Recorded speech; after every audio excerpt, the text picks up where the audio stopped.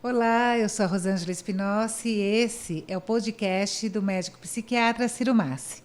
Hoje nós vamos falar sobre o preconceito que as pessoas têm de procurar um psiquiatra. Ciro, as pessoas ainda acham que psiquiatra é médico de louco? Fala um pouquinho sobre esse preconceito.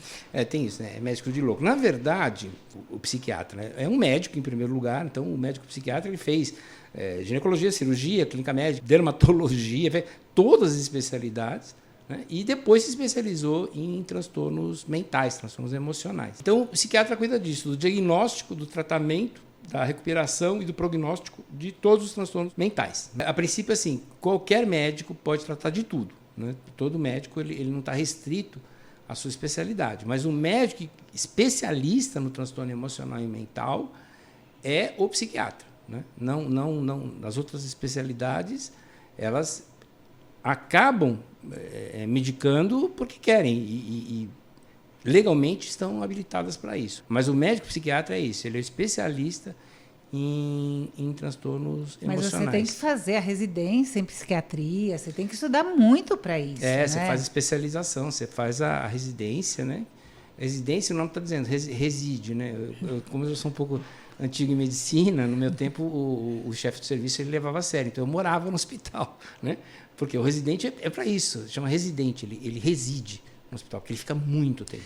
É um momento de imersão do médico na especialidade, em que ele tem um máximo de prática junto com a teoria e ele vai sendo corrigido na medida em que ele vai aprendendo com pacientes de verdade, em situações reais. Então, mas, por exemplo, uma pessoa caiu, quebrou o braço, vai no ortopedista. Agora, uma pessoa está com problema emocional, um transtorno, assim, que não sabe o que é. Muita gente acha que vai lavar a louça. Muita gente acha isso, né? Fala assim, é um preconceito. É preconceituoso. Porque não tem uma dor física, muitas vezes. Muitas vezes, né? Às vezes vai para dor física. Mas às vezes não. Então, às vezes as pessoas em volta e a própria pessoa pode achar que é frescura, digamos assim. Que é frescura mesmo. Então, seria mais ou menos como você pegar uma pessoa asmática e falar, mas por que você está com falta de ar? Tem tanto ar aqui na atmosfera, né? Ou então pegar alguém que está com uma perna quebrada e falar, você precisa se esforçar mais para andar mais, você tem que botar, né, mais fé, não é assim, né? Os transtornos emocionais, só para a gente ter uma ideia, os transtornos de ansiedade mais depressão, eles já ocupavam um lugar de muito destaque nos transtornos do mundo inteiro. A Organização Mundial da Saúde mapeou o mundo inteiro, né? Até a década de 1980, mais ou menos, a Organização Mundial da Saúde ela enfocava as doenças que mais matavam. Então, todo enfoque é isso. O que mata? Então, todas as políticas de saúde estavam voltadas para doenças fatais, né? Aí o critério, isso já faz tempo, década de 1980, mudou. Eles falaram, mas espera um pouco, e as doenças que são desabilitantes, né? Que acabam com a qualidade de vida do indivíduo, que ele não consegue trabalhar, não consegue sair de casa. E aí se descobriu que das 10 principais doenças que desabilitam as pessoas, 5 são psiquiátricas. Para a gente ter uma ideia, até 2020, então um pouquinho antes da pandemia, né, os transtornos emocionais, especialmente os transtornos de ansiedade e depressão, eles já eram a principal causa de sobrecarga global relacionada à saúde. Já eram as principais. Né? E aí, depois do Covid, aumentou, diminuiu... Aumentou mais ou menos, no mínimo, 25% no mundo todo, no mínimo. Né? No Brasil aumentou um pouquinho mais. A depressão aumentou mais ou menos 28% e os transtornos de ansiedade mais ou menos 26%. Né? Então, assim, o transtorno emocional ele já era prevalente, ele já acontecia numa escala bastante grande, com diversas consequências para as pessoas, né? E agora piorou. E o médico, para isso, é o psiquiatra. Então, assim, está com transtorno emocional, está com ansiedade, está com sintoma de tristeza, eu vou especificar melhor os sintomas já. Mas, assim, se está desconfiando que tem algum problema emocional, olha, ou procura direto um médico psiquiatra, que, como ele é médico, ele vai descartar causas físicas. Existem diversas causas orgânicas que podem dar alteração de comportamento, especialmente as mulheres. As mulheres são premiadas com transtornos emocionais. Normalmente é o dobro dos homens, né? Mas será que isso reflete uma realidade biológica? Provavelmente não, porque mulher é mais sábia que homem. Mulher pede ajuda. E o homem, como é mais fortão, ele só pede ajuda quando quebrou mesmo, né? O homem, antes do ex aí, não pedia nem para direção no trânsito, né? Ele errava, ficava rodando lá. É verdade. Não pode perguntar, né? Então, o homem tem essa coisa do macho que não pode receber ajuda. A mulher não, a mulher é mais sábia. Mas ela tem também motivos biológicos para sofrer mais, para ter mais alterações emocionais. Por quê? Porque seus hormônios flutuam muito. Eles flutuam no mesmo dia, muito mais do que o homem, e eles flutuam todo mês, né? Tem uma grande flutuação, o que não acontece com o homem. O homem tem duas grandes mudanças emocionais dos hormônios, que é na adolescência e quando ele está mais, né, entrando na terceira idade, na andropausa, e o resto é mais ou menos constante. Mas, mesmo assim, a gente tem que pesquisar se não existem motivos para o indivíduo ter um sintoma de tristeza, um sintoma de ansiedade, de inquietação, de irritabilidade. Doença de tireoide tem que ser descartada. Eu ia perguntar isso. Quais são os motivos físicos, né? Por exemplo, a doença de tireoide ela é muito importante que você descarte. O médico psiquiatra, normalmente, ele vai pedir esse exame, né? Ver se não tem um problema de tireoide, ver se não tem um problema no metabolismo da glicose, né? Para mais ou para menos. Ver como é que está o mecanismo de digestão do indivíduo, se ele olhar de uma maneira mais global. Investigar diversas doenças que podem estar acontecendo, né? Várias doenças autoimunes, lúpus, bem frequente, tem sintomas emocionais. Muitas vezes eles aparecem antes de aparecer sintoma físico.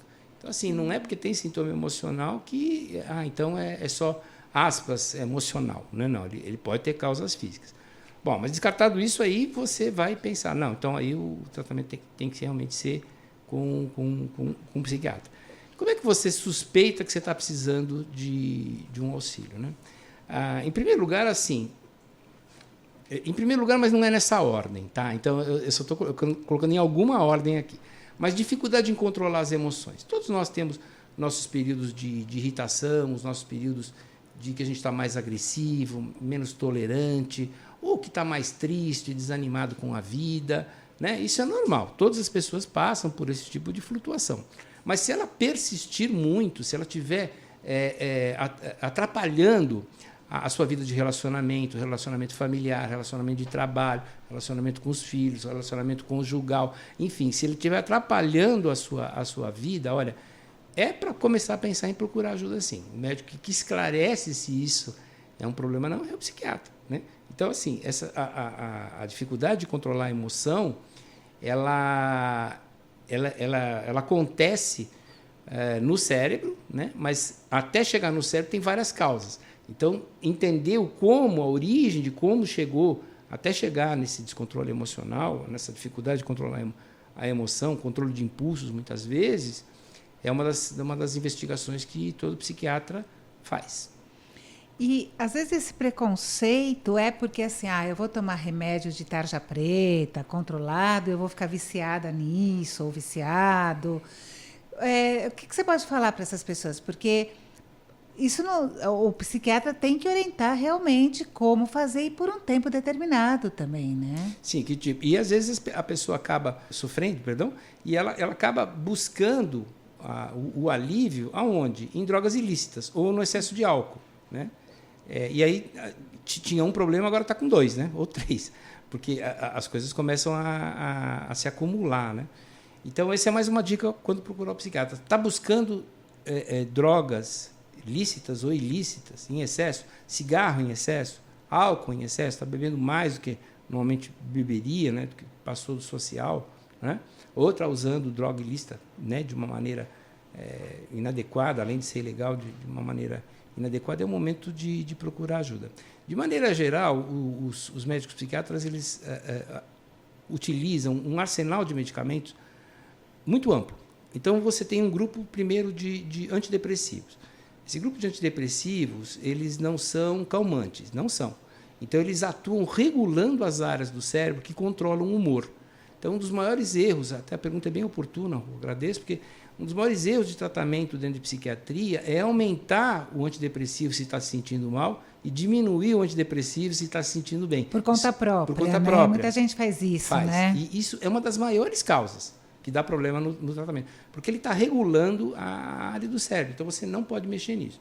Outro grupo de medicamento que os médicos psiquiatras utilizam, aí sim, são os benzodiazepínicos, aí sim são calmantes, que são como, né, Novalgina para febre, né? Aspirina para a dorzinha. Ele não está resolvendo muitas vezes o problema, mas precisa de um determinado alívio do sintoma por algum tempo. Tem o grupo também dos estabilizadores de humor, a gente usa muito em transtornos que tem, né, as mudanças de humor, não precisa ser necessariamente bipolar, às vezes ele é utilizado em outras circunstâncias. E tem o grupo dos chamados antipsicóticos, né, que é usado só em psicose? Não, necessariamente. Você tem outras síndromes, como, por exemplo, a síndrome borderline. Outro momento a gente explica melhor o que é isso, mas é um problema que é mais grave que neurose, mas não chega a ser uma psicose, fica lá no intermediário. Né? Que você, muitas vezes, o indivíduo ele aproveita bem esse grupo de remédios. E aí você tem também a abordagem integrativa, que é o que eu faço, que utiliza vários medicamentos não alopáticos, muito de fitoterapia, eu utilizo muito de homeopatia, muitos nutrientes, né? E sempre lembrando o seguinte, olha, não é porque é natural que dá para você sair tomando, né? Então, tem por exemplo, um fitoterápico muito utilizado, é venda livre, que é o Hipericum perfuratum, né? Que é a erva de São João, que é muito utilizada para depressão. Então, não, toma um chazinho de Hipericum. Olha, ele é eliminado por uma via no fígado, chama P450, que ela compete com várias medicações, mas, assim, várias medicações. Nossa. Então, assim, ele pode interromper, um simples Hipericum, um chazinho de Hipericum, ele pode interromper essas vias de medicamento e o indivíduo acaba tendo uma intoxicação do medicamento alopático, ou ele não está fazendo tanto efeito porque o outro entrou na frente dele. No meio, né? Ele interferiu. Então, assim, não pode tomar por conta. Né? E se estiver tomando, avisa até o médico. O médico vai saber se aquilo pode ser tomado, não pode ser tomado. Né? Dentro dos nutracêuticos, que a gente utiliza bastante, né? O ômega 3 tem um papel de destaque. Por quê? Porque vários transtornos emocionais, eles têm, principalmente agora depois do Covid, mas sempre foram relacionados com a inflamação do organismo. E o ômega 3 auxilia no controle dessa inflamação, porque a nossa alimentação é desbalanceada mesmo de ômega 3. Mas ele tem um papel anticoagulante importante. Então, as pessoas que estão tomando anticoagulante não podem tomar ômega 3 livremente. Né? Então, assim, não é para entrar na farmácia e sair tomando. E, como você disse antes também não pode parar, nem aumentar, nem diminuir o medicamento. Quais as consequências que isso pode trazer durante o tratamento? Se a pessoa estou mais tranquila, então vou diminuir, não vou tomar mais. Ou estou mais agitada, vou tomar mais. Quais as consequências que isso pode acarretar no todo, depois de um tempo, de um ano, não sei quanto tempo aí? Você tem um curso natural da doença, ela vai tendo uma evolução, como a gente chama, né? Em que você consegue prever mais ou menos o que vai estar acontecendo. E você sempre está sempre presente dois problemas, né? As recidivas, que é voltar a ter o problema, e as recaídas. Estava melhor e voltou a ter o sintoma. Isso é normal, isso é esperado. Qualquer patologia isso pode acontecer, nas psiquiátricas é muito frequente, né? Interrompeu a medicação, mexendo na medicação, olha, pode contar que a sua chance de ter uma recidiva recaída vai ser muito grande. Né? Então, o tratamento que poderia ser uma beleza, dura aí, sei lá, um ano e 2 meses, 8 meses, 10 meses, 1 ano e meio, dura 2, 3, 5, 10 anos. Né? Porque a pessoa acabou mexendo no medicamento. E, às vezes, não vamos colocar só a culpa na pessoa. Existem realmente pessoas que não têm muita tolerância à medicação psiquiátrica, e com razão. Porque quando você dá, por exemplo, um antidepressivo, a grande parte deles, não apenas antidepressivo, mas muitos medicamentos, mas antidepressivo especial, ele é eliminado pelo fígado, né? Ele é jogado fora pelo fígado. E aí pode acontecer 3 coisas. Ele é eliminado no tempo que deveria, e aí o remédio faz o efeito que você quer. Ou ele é eliminado muito rapidamente, e aí ele vai fazer um efeito muito menor do que seria o desejado. Ou ele vai ser eliminado muito lentamente, aí ele vai intoxicar, o indivíduo vai passar mal. E quem faz isso é a genética, a nossa genética, nós não nascemos assim, com as mudanças na metabolização desses remédios, e você já tem exames que determinam isso, né? Chama farmacogenético. Então, vários laboratórios, infelizmente ainda os convênios não cobrem, mas se não está dando certo nenhum remédio, paciência é investir, se possível, num exame desse para poder saber se orientar, né? Para onde que o indivíduo está indo. Mas, Rô, eu queria destacar o seguinte, tem uma experiência que é muito comum de você ir no médico e você tem um monte de problema, dores, mal-estar, enfim, né? O médico faz aquele monte de exame e fala assim, está tudo normal, você não tem nada, né? Então, essas chamadas doenças físicas inexplicáveis, né, ela pertence a uma constelação de sinais e sintomas que normalmente são psiquiátricos, né? E essa é uma indicação, olha o destaque, essa é uma grande indicação para procurar um psiquiatra. Se você tem uma doença física que, aspas, não se acha causa, isso pode estar acontecendo ou ser manifestação de um transtorno psiquiátrico, ou muitas vezes ser uma reação de equilíbrio do organismo que está dando errado. Por exemplo, dor crônica, né? A dor crônica hoje é reconhecido como uma patologia isolada. A dor ela não é mais... Porque antigamente se falava assim, tem que ter uma causa para a dor, tem que procurar a causa e tratar a causa, não adianta tratar a dor, né? Não pode, a dor é um sintoma, não. A dor hoje a gente já sabe que ela persiste em muitos indivíduos por um erro do cérebro. Então o cérebro percebe que tem lá um determinado problema e fala, opa, preciso fazer alguma coisa. Então, como é que ele mobiliza aquele lugar para não ter mais problema? Gerando dor. Esse é um dos mecanismos automáticos do cérebro. E aí ele fecha esse circuito, o indivíduo passa a ter só a dor sem ter mais o problema original. Então você tem que refazer esse circuito, né? Chama dor neuroplástica, né? Que é uma das coisas que as equipes de dor estão abordando. Isso é uma coisa recente, medicina, infelizmente, nem todo médico está preparado e não é por culpa do médico. Uma formação médica básica, 6 anos básico, tem mais ou menos em torno de 7.000 horas, né? Fora a residência. Depois vem residência com mais 3, 4, 5 mil horas. É bastante, a formação do médico é muito demorada mesmo, né?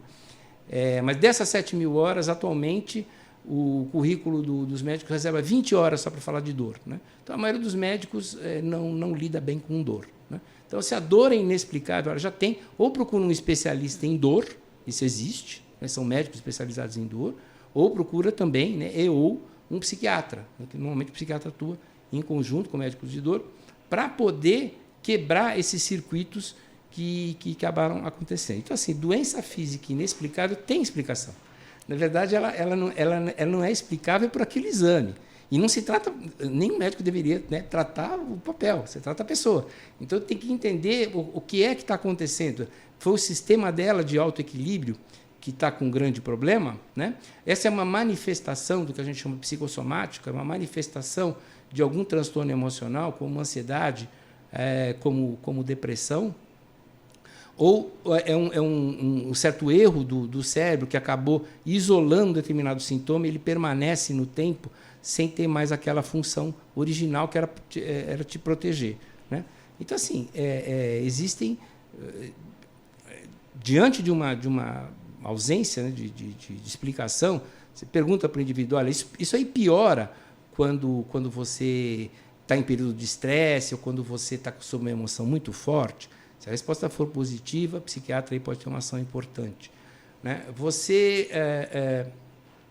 Se você tem dor, por exemplo, esses sintomas são sintomas que ficam migrando, mais ou menos inexplicáveis. Uma hora está de um lado, outra hora está do outro. Aí você procura um médico, não é nada. Procura outro médico, não é nada. Procura outro médico. Então, isso é altamente sugestivo de que tenha um transtorno psiquiátrico por trás que vai poder ser encarado pelo psiquiatra. Lembrando que o transtorno psiquiátrico, por si só, piora as doenças orgânicas, vamos chamar assim, que já tem um fundamento. Por exemplo, diabetes, né? Ou uma hipertensão arterial. O indivíduo que está deprimido, ele não tem motivação para fazer dieta, para fazer atividade física, para tomar seu remédio de uma maneira regular. Então, assim, se tem, ao mesmo tempo que uma doença física, né, uma doença cardíaca, uma doença endócrina, seja lá o que for, um transtorno de ansiedade, um transtorno de depressão, o psiquiatra também deveria estar entrando em paralelo, porque senão ele não vai seguir o seu tratamento e o que vai gerar nele um sentimento de desesperança, porque a sua própria doença começa a piorar e o que piora a sua própria depressão. Entrou num ciclo vicioso. Fica uma roda viva aí, então...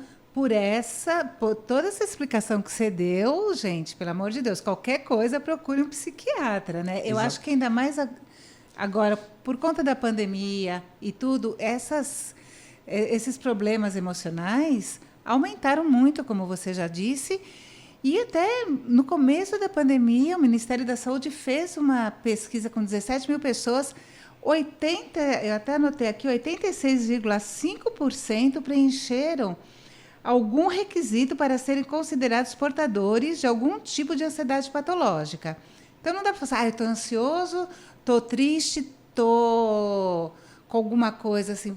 Procure um médico, procure um psiquiatra, né? Hoje a gente tem certeza, um transtorno de ansiedade generalizado, e a pandemia facilitou muito a ansiedade, se ele não for bem tratado, ele vai chegar na depressão, né? Então, toda ansiedade que não for bem abordada, o indivíduo ele começa a ter uma ação na vida com recursos insuficientes e isso acaba gerando um sentimento de tristeza que pode vamos chamar assim, de cristalizar num quadro de depressão. Então, assim, psiquiatra não é médico de louco. E o pior inimigo da mente saudável se chama preconceito. Cai nessa não.